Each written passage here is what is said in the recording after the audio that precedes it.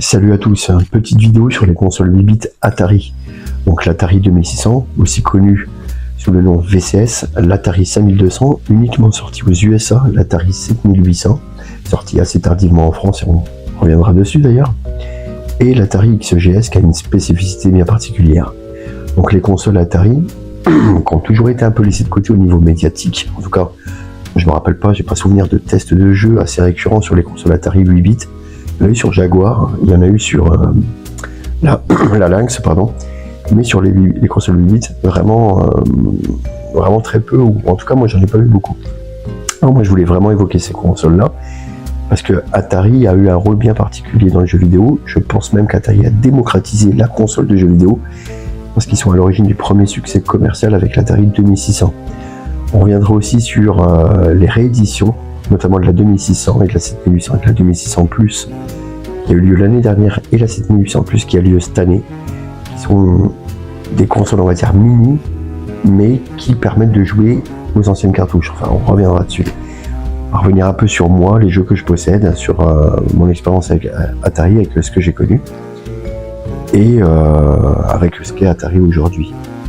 Mais enfin bon, on va rester quand même plus concentré sur les consoles 8 bits d'Atari parce que le but de la vidéo c'était vraiment parler de ces consoles là et notamment de la 2600 et la 7800, même si au passage on va parler un petit peu des deux autres. Donc écoutez, dans un premier temps je vais vous montrer un petit peu les jeux que je possède. On va voir qu'il y a également beaucoup de... comment dire, il y a eu beaucoup de jeux de l'arcade du début des années 80 qui ont été portés sur ces consoles, mais il y a aussi quelques exclusivités. On va voir qu'est-ce que ça valait par rapport à la concurrence. Et on va reparler un petit peu de tout ça tout simplement. Et de ce qu'a su faire Atari, de ce qu'a su apporter Atari dans le jeu vidéo. Et ce qu'ils ont connu aussi au niveau des éditeurs, parce que sur les éditeurs tiers étaient plutôt frileux pour les consoles Atari. Frileux. Je pense que c'était pas simplement frileux, mais qu'il y avait aussi un petit peu de chauvisme derrière tout ça. On va revenir sur tout ça.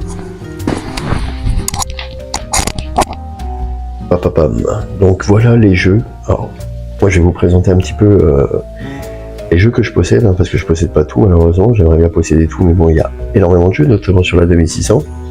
Il y a encore vraiment un bon paquet, donc beaucoup de mauvais jeux, C'était comme à chaque fois, beaucoup d'éditeurs ont profité du succès de la console pour sortir des jeux et faire du fric, et il y a eu pas mal de merde. Mais bon, on va en discuter. Alors, je vais vous présenter certains jeux, et je vais vous faire remarquer des petites choses d'ailleurs. Des petites choses qui m'ont fait rire moi, m'ont fait rire à l'époque, notamment comme vous regardez par exemple, regardez ça, je vais vous montrer, là vous voyez vous avez un jeu comme Pole Position 2, et là vous avez Sprint Master, donc qui sont deux jeux complètement différents. D'ailleurs ça c'est un jeu avec une vue arrière du véhicule, qui est véritablement un jeu de F1, c'est connu, ça vient de la bande d'arcade de Namco. Là, c'est un jeu avec une vue de dessus et les voitures ont plus tendance à être des supercars. Mais c'est pas tout, je voulais vous montrer. Attendez, hop. Il manque malheureusement de place. Pole Position, c'est aussi Pole Position 1. Alors regardez, ils s'emmerdaient vraiment pas à l'époque avec les artworks. En fait, c'est pareil, c'est exactement pareil. Bon, là, ils ont rajouté un drapeau. Il y a quelques couleurs qui diffèrent, mais on est exactement sur la même chose. Putain, à l'époque, on en avait rien à foutre. J'imagine même pas le scandale que ça ferait aujourd'hui. Si deux jeux différents avaient la même pochette, c'est vrai qu'à l'époque, on s'en foutait, quoi.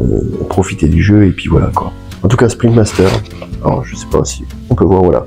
C'est un jeu avec une vue de dessus qui était jouable à deux sur Atari 2600. Le très connu Pole Position, on parlera du 2 tout à l'heure. Le très connu également California Games. Alors ça c'est un jeu qui est sorti sur énormément de plateformes. D'ailleurs on le retrouvera sur l'Atari Lynx. Donc c'est un jeu qui est relativement connu. Rampage. Alors pareil Rampage, pour les plus jeunes vous connaissez sans doute le film avec Dwayne Johnson. Mais nous on connaissait aussi et surtout le jeu à l'époque. Alors pareil c'est un jeu qui est sorti sur énormément de plateformes. Midnight Magic. Donc ça c'est un jeu, comme vous pouvez le constater, de flipper. Très bon jeu sur la console. Alors un autre jeu qui se joue à deux, c'est Boxing. Un jeu de boxe, c'est rudimentaire, à l'époque c'était génial, mais voilà, Aujourd'hui, je pense pas que vous auriez l'impression d'incarner Tyson ou Mohamed Ali en jouant à ce jeu-là. Tennis, pareil, encore un jeu multiplateforme. Ghostbusters, bon, tout le monde connaît, hein, vous connaissez le film. Double Dragon, qui se joue alors Double Dragon sur 2600. C'est une prouesse technique, mais c'est pas non plus fantastique à jouer, hein, c'est compliqué. Mais j'avoue que sur la console, c'est vraiment une prouesse technique ce jeu-là. Donc vous avez vu, la boîte elle est en carton. Et je vous montre, j'ai la version 7800.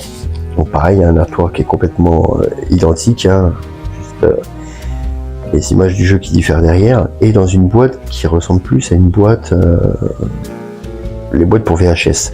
Donc à savoir que sur 7800, vous avez aussi la boîte en carton. Et cette boîte est relativement rare, donc je suis plutôt content de l'avoir obtenue parce que c'est vrai qu'elle est rare. Quoi qu'il en soit, la boîte en carton ici, elle est vraiment en bon état. Je vous montre aussi Tom Catalet, un jeu d'avion. Moi j'ai dit Tom Catalet, c'est pas du tout Tom Catalet. Je confonds avec, je crois que je confonds avec un des jeux de Legacy. Enfin bon, bref. Radarlock. Ouais, j'aime bien les jeux d'aviation. Forest. Alors Forest, c'est un jeu où vous devez couper des arbres, c'est tout. Et vous devez éviter les animaux, sangliers, serpents, lapins, etc. Parce que si jamais ils vous touchent, bah vous êtes mort. Mais vous pouvez aussi leur foutre un coup d'âge dans la gueule. Je vous raconte pas aujourd'hui, ce serait impossible. Donc je sais qu'il y a des jeux de chasse, mais là c'était de la tuerie gratuite pour aller couper des bouts de bois. Et oui, il n'est pas Ingalls qui veut. Le très très connu Missile Command. Excellent jeu, hein, qui vient de l'arcade sur 2600. Bon, j'ai quelques jeux qui sont en loose aussi également. Donc ça c'est le jeu de la 2600+. Donc en fait c'est plusieurs jeux. Mais qui marche aussi sur l'Atari 2600 original, hein, y compris sur la 7800. Ça c'est une réédition de Berserk que j'avais eu avec la 2600+. Donc, je vous disais quelques jeux, j'ai Double Dragon d'ailleurs en doublon, parce que là il est en loose. Je crois que j'ai Rampage aussi, si je me trompe pas, ouais, Rampage. C'est sur 7800. Alors ça aussi, j'ai réussi ça, d'ailleurs il me le faudra en boîte un jour, c'est Battlezone. Pareil, ça vient de l'arcade. Donc en arcade, c'est des graphismes vectoriels. Vous savez, un petit peu une espèce de simili 3D, quoi. Mais sur 2600, c'est absolument pas ça. Quoi qu'il en soit, il est très bien quand même sur 2600. Il mérite d'être fait. Alors là, il n'est pas en très bon état, mais sérieux, je l'avais vu à 2-3 euros. Subterranea, c'est un jeu que j'ai eu quand j'étais gamin. C'est un shoot. En plus, il est plutôt pas mal pour de la 2600. Donc je l'ai pris. Bon, j'aimerais bien l'avoir en boîte et tout, mais il coûte très cher en boîte. Donc voilà, je l'ai eu comme ça. On va faire le tour. Je vous montre, tiens, la petite 7800. Donc j'en ai une qui est branchée là-bas. Mais celle-ci, ouais, voilà, elle est dans sa boîte parce que je possède sa boîte. Qu'est-ce que j'aimais ces boîtes-là à l'époque? Je passais des heures à regarder les images de Jumpsoft, etc. C'était vraiment fantastique. Très très belle console esthétiquement. Alors sur cette console, bah oui, comme je vous disais, on peut retrouver certaines exclusivités comme ce jeu, bon, qui est sorti sur d'autres machines Atari, mais qui est vraiment une exclusivité, il me semble, Atari, à part si je me trompe. Comme je vous disais tout à l'heure, pole position 2. Super Mario, et oui, la licence Mario était ouverte à l'époque, donc le jeu Mario est sorti sur plusieurs machines, et notamment la 2600 et la 7800. Donc là sur 7800. Alors c'est un jeu, c'est des tableaux, hein, c'est pas un jeu de plateforme avec un scrolling, c'est vraiment des tableaux. Mais c'est pas trop mal. L'excellentissime Ikari Warrior, que je considère bien au-dessus de la version NES. Hein. C'est pour moi la meilleure version 8 bits. Effectivement, vous trouvez des versions aussi sur Atari ST, etc. Mais sur console, c'est vraiment un excellent jeu, et même d'un point de vue technique, il a vraiment rien à envier à la version NES. Il lui est même bien supérieur, notamment en termes de gameplay. Impossible mission. Donc c'est pas la licence Mission Impossible, c'est pour ça qu'il s'appelle comme ça. Jinx, c'est pareil, il y a beaucoup de jeux d'arcade, hein, sur 7800.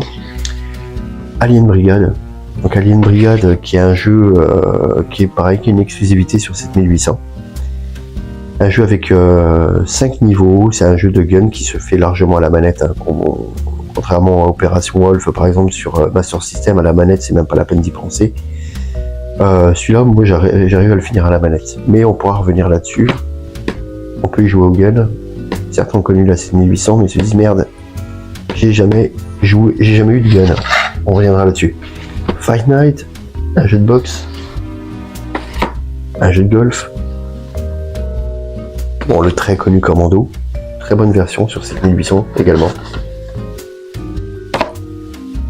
Mendo, alors ça c'est pareil, c'est un jeu assez spécial, mais bon, qui est intéressant. Alors, Motor Psycho, bah, c'est un jeu de moto, donc je vous le dis clairement, c'est pas trop mal pour une 7800, mais ça vaut pas en gun par exemple sur Master System. Mais le jeu a le mérite d'exister, il est plutôt pas trop mal. Tower Toppler, bon bah ça c'est connu, hein. C'est relativement connu. Desert Falcon, c'est pareil, hein. C'est un jeu qui est relativement connu en tout cas pour les possesseurs d'Atari. Très bon jeu. Très bon jeu, je conseille. Karateka, donc Karateka c'est beaucoup sorti sur les ordinateurs personnels. Bon, la version 7800 n'est pas la meilleure. Je parle pas techniquement, ça va, le jeu il se défend. Et en termes de gameplay, c'est compliqué. Alors Super ES, c'est un jeu d'hélicoptère, qui est pas trop mauvais d'ailleurs. Que ce soit techniquement ou le gameplay, le jeu est plutôt intéressant. Vous avez vu, simulator, hein. On n'est pas dans du simulateur, je le dis tout de suite. Midnight Mutant, bah, c'est une exclusivité sur 7800. Alors là, le jeu est vraiment beau pour une 7800, avec des boss qui seront énormes. Donc c'est clairement un jeu d'aventure en monde ouvert, je dirais même un survival horror en monde ouvert, avec vraiment un bestiaire qui est très développé. Il y a vraiment plusieurs monstres. Le jeu est vraiment sympa, quoi. Il est vraiment bien. Clairement, vous devez survivre. Alors, c'est vraiment des prémices de Resident Evil, parce que vous avez votre barre de vie et votre barre de sang. Le sang peut être contaminé et vous avez des potions rouges et des potions bleues pour vous guérir soit votre santé, soit votre contamination du sang. Ça rappellera les plantes rouges et vertes de Resident Evil. Donc le jeu est en monde ouvert, le monde est plutôt grand, diversifié, en tout cas pour une 8 bits et qui plus est une 7800. C'est vraiment un excellent jeu qui est exclusif à la 7800. Miss Pac-Man, on connaît, hein, Pac-Man. X of X, c'est un jeu d'avion. Donc je sais qu'il est aussi sur Master System parce que je l'ai. Alors il est plutôt pas mal. Alors la version de Master System est un peu au-dessus techniquement, mais ça va, le jeu se défend. Shoplifter qui est très connu aussi, hein, il est sorti aussi sur Famicom, il est aussi sorti sur Master System. Donc là vous avez qu'un niveau, qui est le niveau du désert. Sur Master System vous en aviez plusieurs. Le jeu est pas mal, le gameplay est bien. Ça vaut pas la version Master System parce qu'il y a beaucoup moins de niveaux, mais le jeu reste sympa malgré tout. Food Fight, bah, vous vous battez en balançant de la bouffe dans la gueule. Voilà, c'est le concept. Hein. Voilà. Xenophobe, bon, bah, qui est sorti sur pas mal de plateformes également à l'époque. Une bonne version 7800, jouable à 2. Donc voilà, c'est intéressant. Alors, Crossroads. Alors ça c'est pareil, c'est un jeu qui joue avec le gun. C'est assez spécial, j'ai pas trop compris l'histoire du truc, mais en tout cas on peut jouer avec le gun. C'est plutôt marrant. Bon bah Double Dragon, on en avait parlé tout à l'heure. La version 7800 c'est pas la meilleure. D'ailleurs il faut savoir qu'elle a été améliorée hein, sur la scène Homebrew. Il y en a qui ont fait du bon boulot. Il y a pas mal de jeux d'ailleurs qui sortent. De nouveaux jeux qui sortent sur 7800. Une scène Homebrew qui est très actif. Xevious, bah, le très connu Xevious. Alors pareil, très bonne version 7800. Si vous comptez avoir une 7800, c'est un des jeux que je vous conseille. Basketball, alors ça c'est pareil. C'est un jeu de basket où vous pouvez vous mettre des patates dans la bouche. Je sais que ce jeu est sorti aussi sur d'autres plateformes. Très bonne version 7800, le jeu est vraiment beau. Et ouais, il est plutôt fun à jouer. Donc c'est pareil, c'est un jeu que je vous conseille. Après voilà, hein, c'est des jeux qui sont pas... celui-là, je sais qu'il est pas forcément facile à trouver. Just, c'est un jeu d'arcade, hein, tout le monde connaît. D'ailleurs, il était sur pas mal de machines Atari.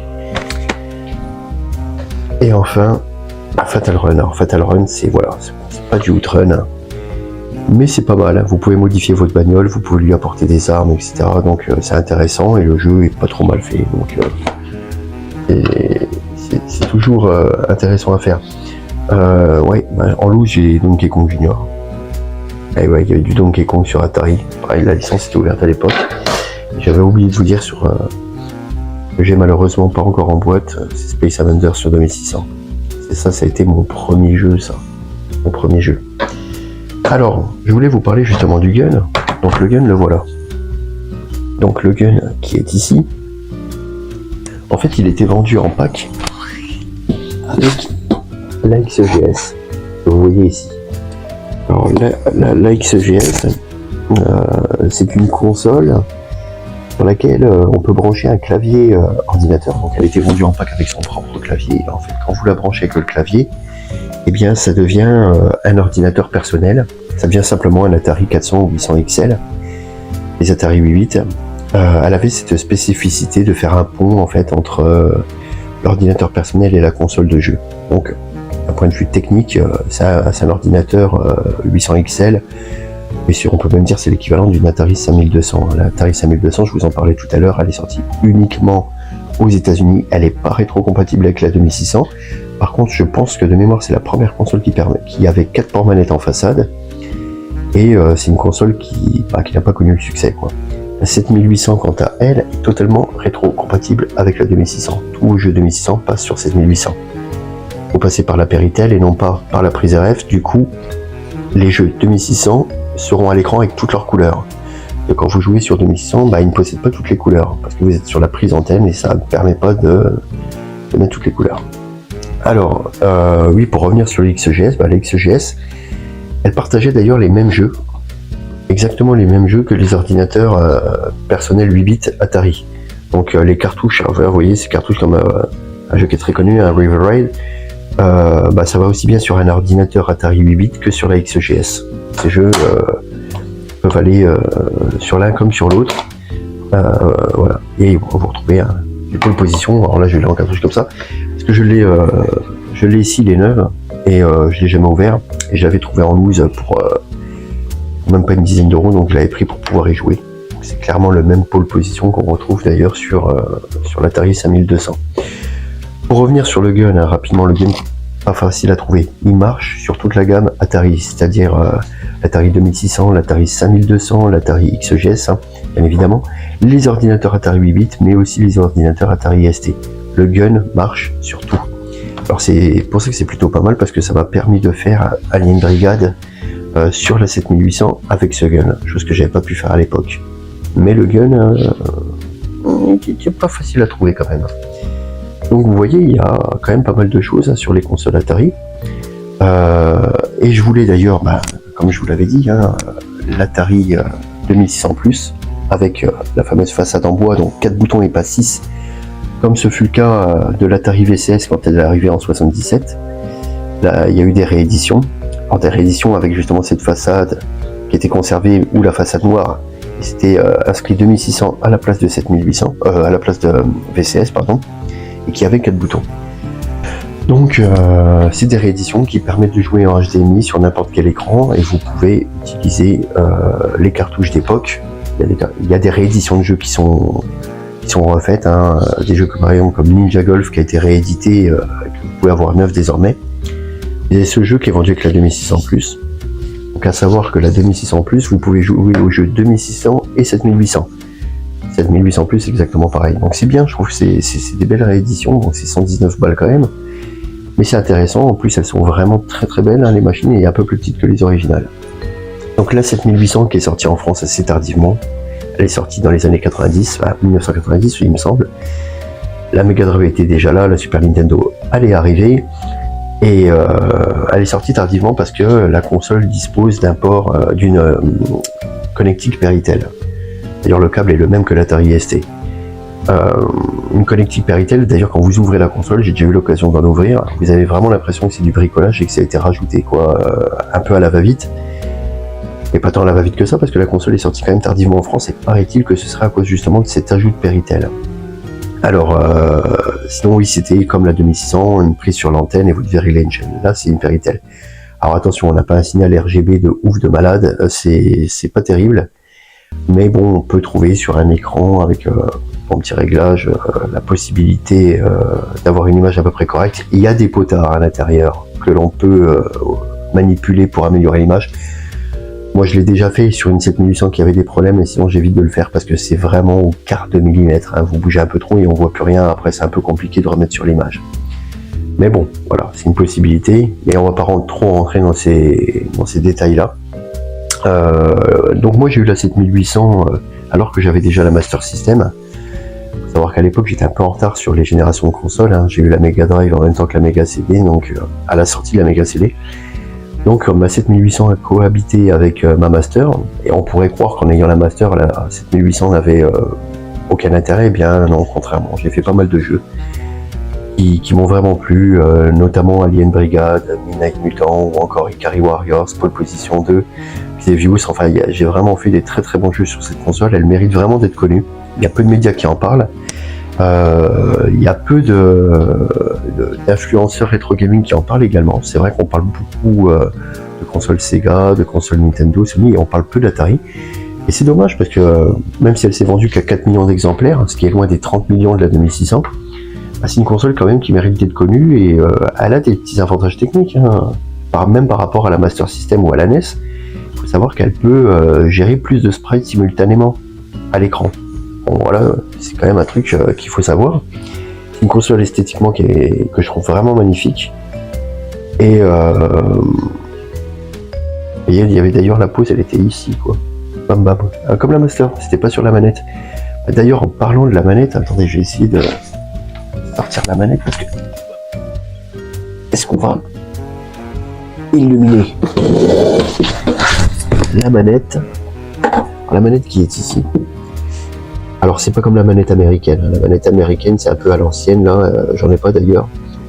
Là c'est une manette qui ressemble plus à une manette de Master System ou de NES, avec ça se dévisse, hein, ce faux joystick, moi je le dévisse systématiquement, ça aide pas vraiment.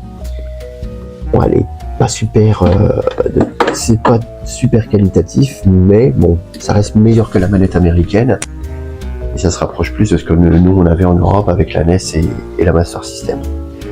Donc voilà, je voulais vous présenter quelques jeux, je voulais vous présenter les consoles, vous en parler un peu, vous parler un peu de l'histoire de ces machines-là, vous parler un petit peu de leur réédition, vous parler un petit peu de certains accessoires, hein, notamment comme le gun, vous parler aussi un peu d'autres oh là là, j'arrive même plus à parler, d'autres modèles comme l'XGS, hein, une console qui se veut à la fois ordinateur et console. La 5200, on n'en aura pas beaucoup parlé, mais bon, quoi dire de plus qu'elle est techniquement équivalente à un ordinateur Atari 800 XL et qu'elle est sortie uniquement aux USA.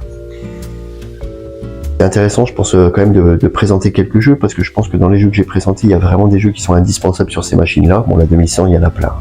Mais en tout cas, sur 7800, je pense que elle, qui a une petite ludothèque, je pense vous en avoir présenté quand même des indispensables. Alors même si on pourra ajouter d'autres, hein, je pense notamment à Ninja Golf, qui est un très très bon jeu, que je ne possède malheureusement pas. En tout cas voilà, j'espère que la vidéo vous aura plu, que ça vous aura permis d'apprendre des choses, que ça vous donnera envie d'essayer les consoles Atari et notamment la 7800, et partager autour de vous sur ces machines là, en tout cas pour tous ceux qui aiment le rétro gaming. Les mecs, n'oubliez pas Atari. Allez, salut.